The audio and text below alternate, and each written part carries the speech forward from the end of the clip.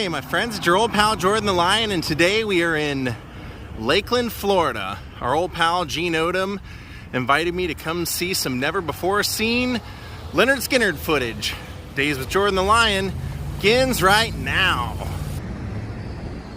So tonight's event is right here downtown at the Polk Theater, where historic is cutting edge. So this ought to be a lot of fun. As you probably have seen in many of my vlogs, Gene Odom was one of the survivors in the LYNYRD SKYNYRD plane crash, and he also was the head of security at the time, did their merchandising, and was Ronnie Van Zant's best friend. So this is going to be really cool to see this. He said that someone had saved one of their friends' life and that they were getting some sort of accommodation tonight at the theater as well. So let's go find Gene. Here you can see it's called Return of the Survivors. All right, Gene just blew through here and gave me my VIP lanyard, so we'll see him in a little bit. Check out the inside of this place. Isn't this amazing? I love it. Opening the doors up. So Gene, thanks for inviting me out tonight. For people that don't know, you were kind of brought in to help tame LYNYRD SKYNYRD when they were partying on the road. You were a sober guy, and they knew you could come in and kind of clean house. So thank you for inviting us out to see some of this unseen footage. You're welcome. How crazy did it get when you came in? Well, I put a stop to the craziness pretty quick. Were they breaking up TVs and hotel rooms like you always hear about the Who and Keith Moon doing? Before I came with them, I put a stop to that. Because I know they used to tour with the Who, and I figured they picked up some of those tricks along the way. I stopped all of that. None of that happened while I was with them. None of that. Should be great. Can't wait to see what this footage is. There's some of it right there. See, I mean, one of those things you got to think of as one of the first bands that LYNYRD SKYNYRD went out and opened up for was the Who, and Keith Moon was a legendary partier, was the guy known for just destroying places, being banned from places, and that's exactly what SKYNYRD was doing. So who knows what kind of footage we're going to see. This is all tour footage. They could have easily destroyed their career. I remember hearing that they would sometimes end up destroying so much stuff in a hotel room that they didn't even make enough the night before to pay for it, so they can come back in debt. Alan Collins.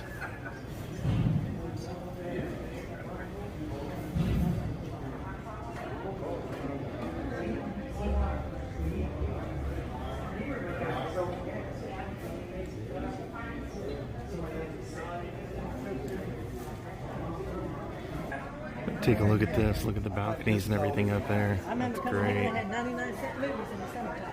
Well,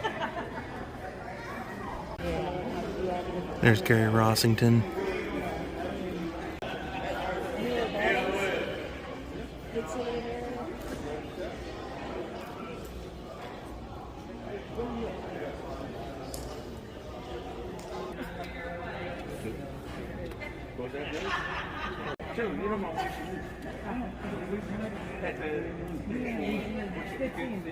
You gonna be there next month? I don't know.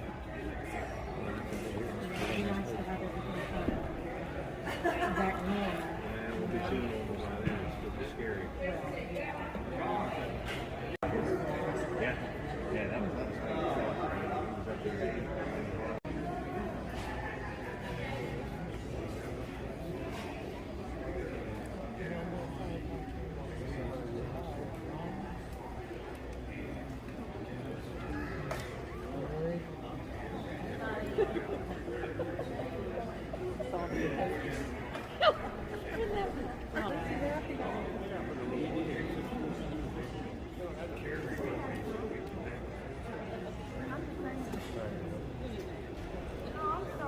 There's Dean. Yeah. Yeah. We talking about in 2017.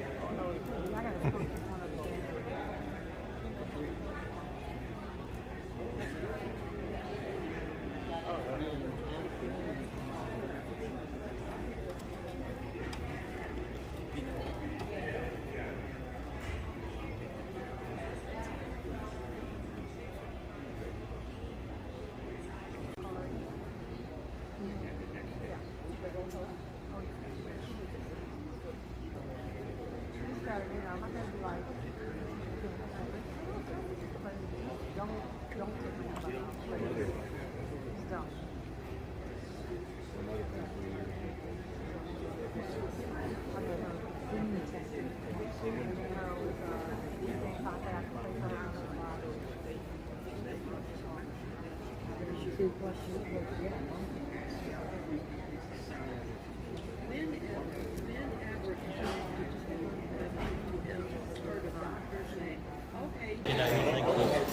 Here they're out on a speedboat out in the lake, riding around.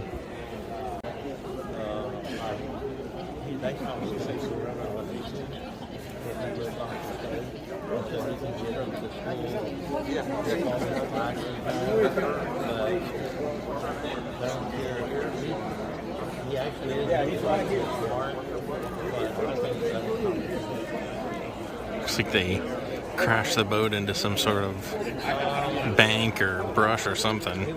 They're stuck.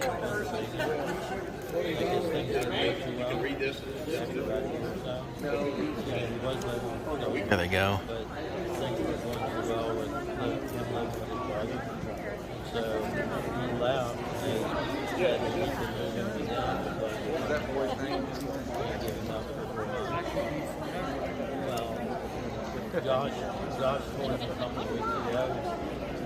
She was one of the backup singers. That was her son.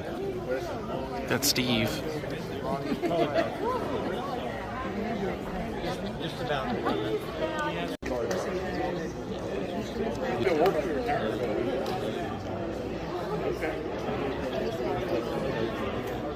I would guess these are the waters of Jacksonville.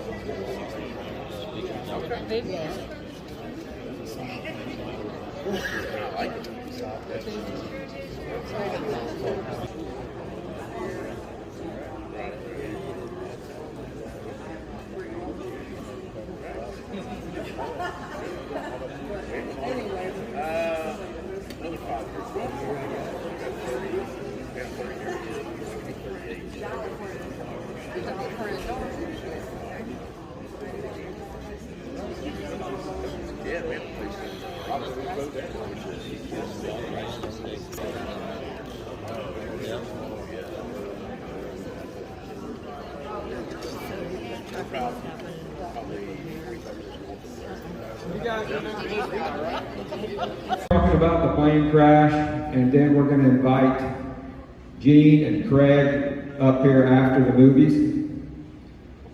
Gene's got something here, so we're ad-libbing here, you know.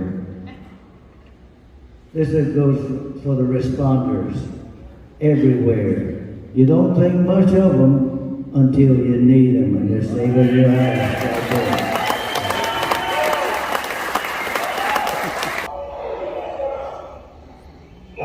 Kevin Nelson was sitting at the front of the couch. Gary and Alan were on the couch also next to Kevin Nelson. Across from them was Steve Gaines and Dean Kilpatrick. Ronnie Van Zandt had taken 2 sleeping pills that morning, and he had to go to sleep. He was sleeping, so I laid him on the floor between the little table that was in front of the couch. And Kevin and Alan and Gary could set their feet up on the table, and Ronnie can lay down there, and he went completely zonked out, unconscious from their sleeping pills. That way people could go to the galley, you know, and not bump into him. So only me and the 2 pilots at that time knew we wasn't gonna make the field. And so I ran back, grabbed Ronnie up off the floor, and stuck him between Alan and Gary, pushed him in there, forced him in there. He was so groggy, he didn't know what was going on. Wanted to fight, what the hell am I doing? Listen to him, he's got to get some sleep. And I forced him in with a seatbelt on him. I said, plane's crashing, man, put your hand up. And he got bucked up, you know, he was over there. Don't be messing with me, man. I got you some damn sleep.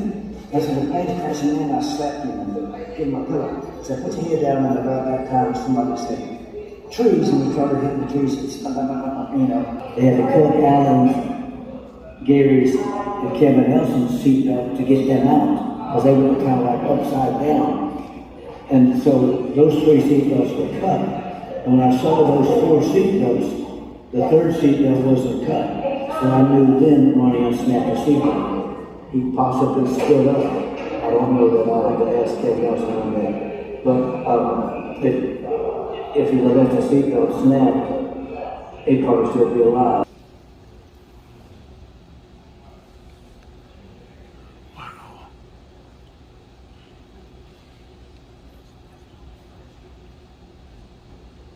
That's the wreckage.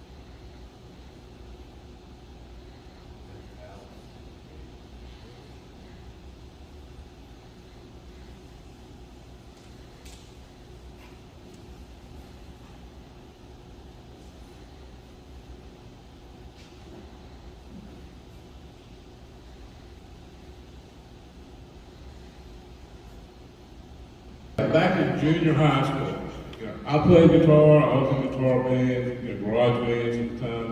It was a thing to do. Bob Barnes, Alan Collins, they were in my gym class at Lakeshore Junior High.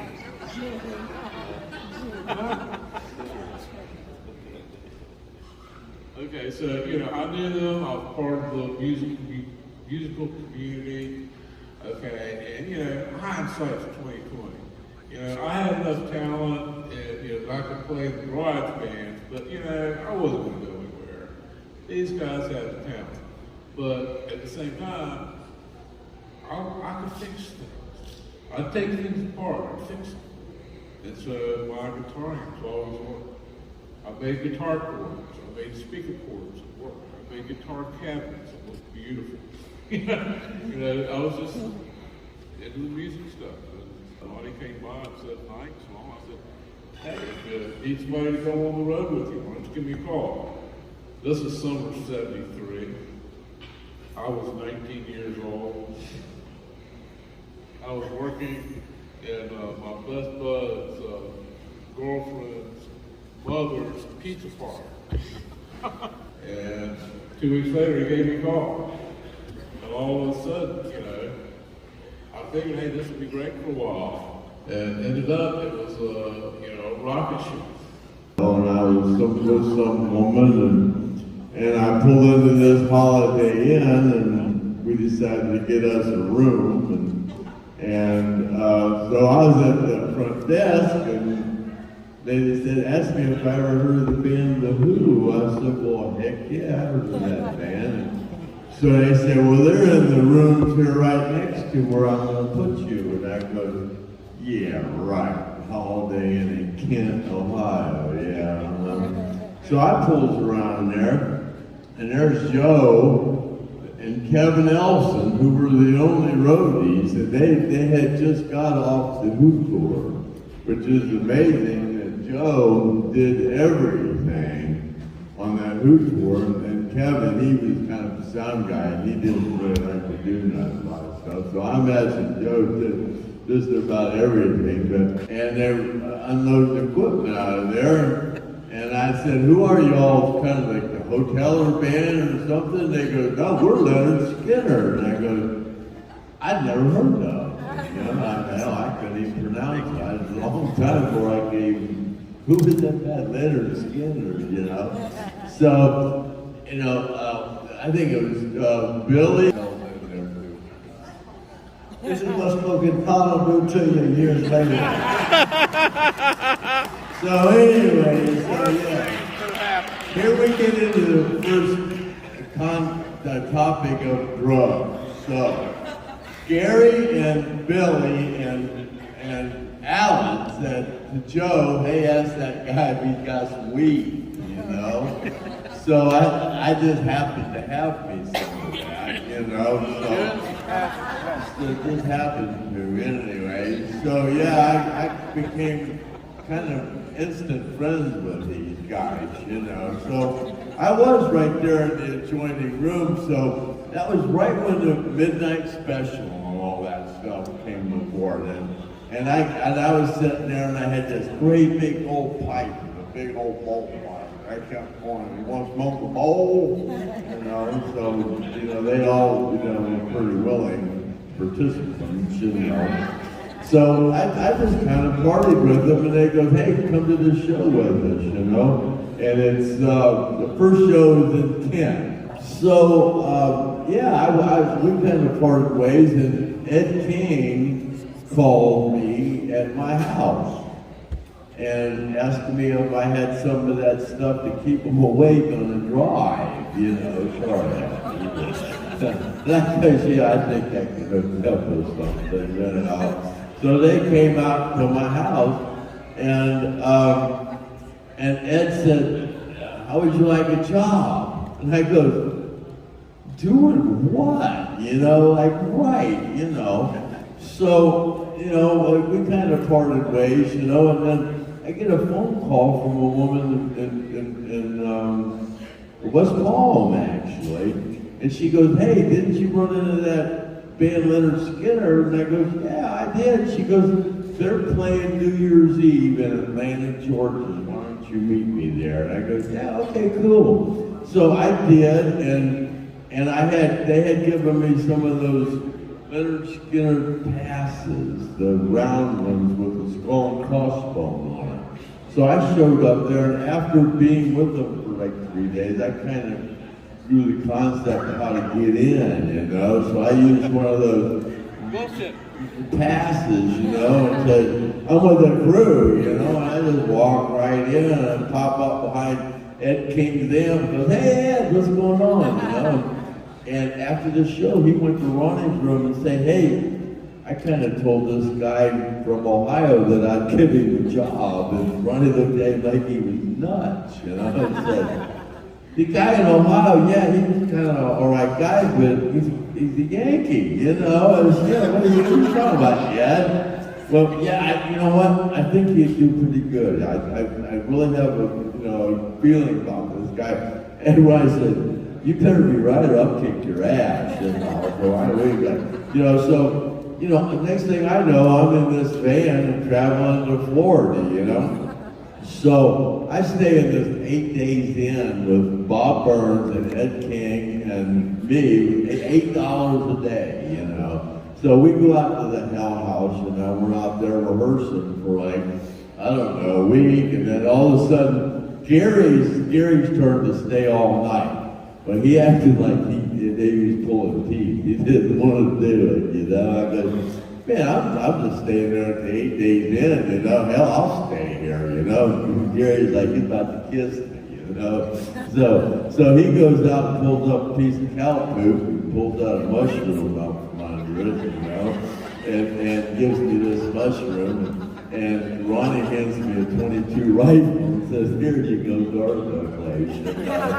So, there I go, So the next thing I know, I'm doing all this, watching them rehearse and stuff. And I'm, watching Ronnie, you know, and him going down to the creek, you know, and you know, the whole thing, you know, he would just go down to the creek, he'd just tell, you know, just keep playing that, you know. He'd go down there and he'd write these words, man, and I was just amazed that they would come up with this stuff, and he would just go down there and come up and start singing these words and not write nothing down or nothing, and it's like, God, I can't, you know, the first, you know, it was just amazing. I'll just leave it at that, you know, but the next thing I know, me and Joe Barnes is in this McConnell van driving to Los Angeles to do Second Helping.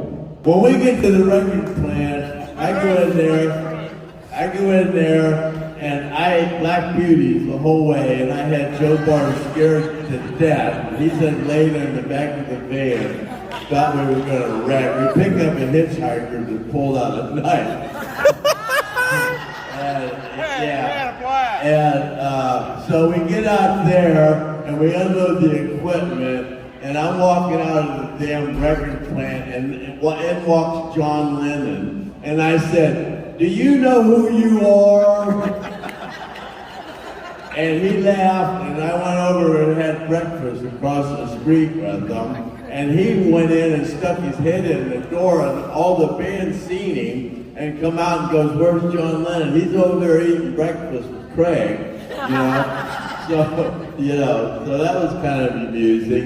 And then we did the Whiskey A Go-Go. And that was the part where I started being a drum roadie, and I didn't know where the hell to set up the drums at, and they were laughing at me because I didn't know shit from apple butter. But Joe can tell you that I turned into a pretty good drum roadie after, you know, I kind of learned how to do things, and I turned out to be okay. But then I turned into the stone roadie, you know, then everything just fell apart, you know. But I guess it's Gene's turn now. I thought this is going to be short because he don't talk much. Thank you very much. Thank you very much. Folks, it's true. Drugs will warp your mind. It hurts. Because every night, every day, I see that plane. I see the look. I see his face. I'm the last person that ever said anything to him. I'm the last voice he ever heard before he died. And I'm the only person that could have stopped that plane, besides the pilot. You know, he overrode me because he was the pilot. And I can give orders or I can take orders. And he was the pilot. But the last thing those two pilots heard was me saying, "Don't you wish you was on the tarmac like I begged you to do." Now that we're not going to make the field, we're not going to make it. I hope you two guys live through this, because I'm going to beat you to death with my own hands. That's the last thing they heard before they died. You helped Ronnie get inspired to write a song. What's your name? Can you tell us anything about songwriting and inspiration? The song, What's Your Name? The last, I was always drunk, you know, so I show up at the gig, after the gig, man, and I'm just gonna go up to my room, you know, and I said, man, I'm gonna go by to check out the bars. I'm going to the bar, and here comes Ronnie, and he's got one with him already, you know. He's got a bottle in one hand and this woman in the other hand, and I guess somebody smarted off to him and said something, and he come out of the bar and he stuck $200 and $200 bills in my shirt pocket and said, "I want you to go in there and take care of my light work because I'm a little busy here." And he done said something to piss me off, and I want him to pay me. I ain't got time, so to go in there and take care of my light work for me. So I went in there and, you know, started some shit with the guy, and we got into it, but, you know, it was like, it didn't last very long, but, you know, like Gary said, hey, that song, what's your name, you know?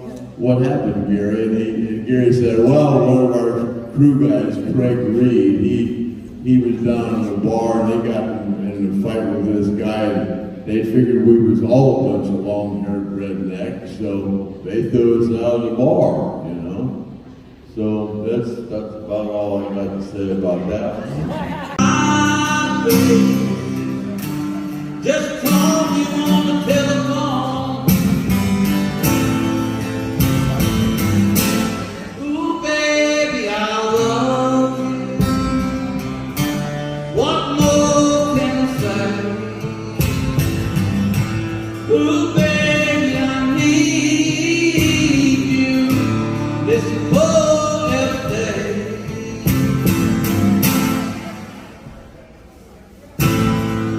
Woke up this morning and the sun came shining down.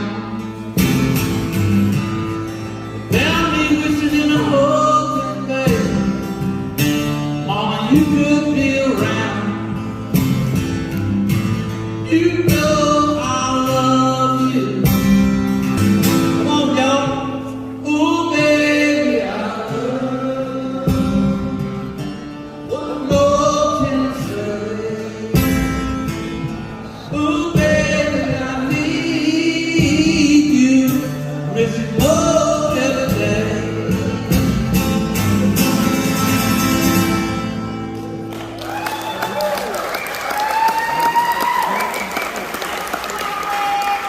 I met a little girl from my hometown. There's Gene. 4 years ago, Justin Stevens. Come here, baby.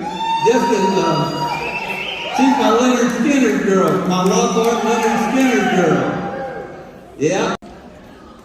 You come over here and sit here, Della Lee, and I'm Summer Lee, Luke. Everybody, this is Jessica, Eileen. And Jessica, I'm telling you, this first thing I told her when we got together.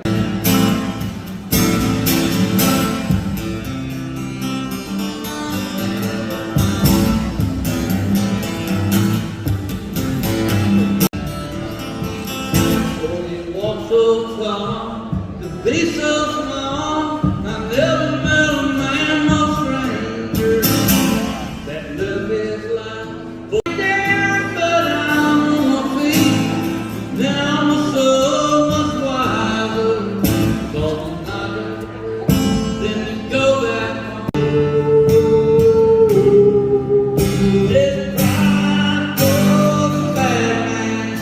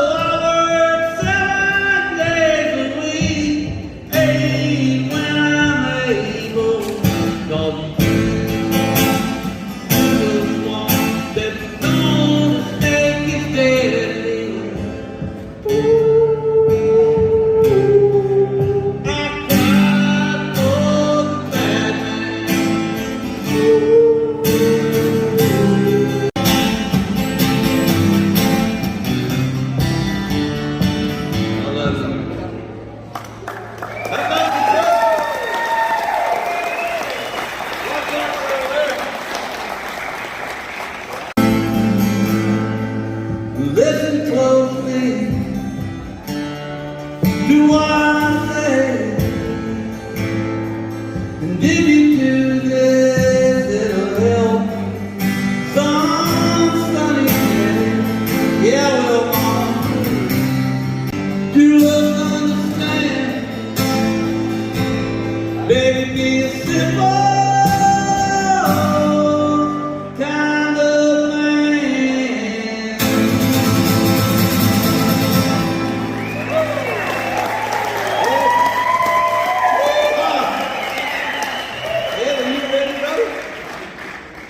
Can y'all hear me? Things away up here, we did a little There's Gene and Ronnie.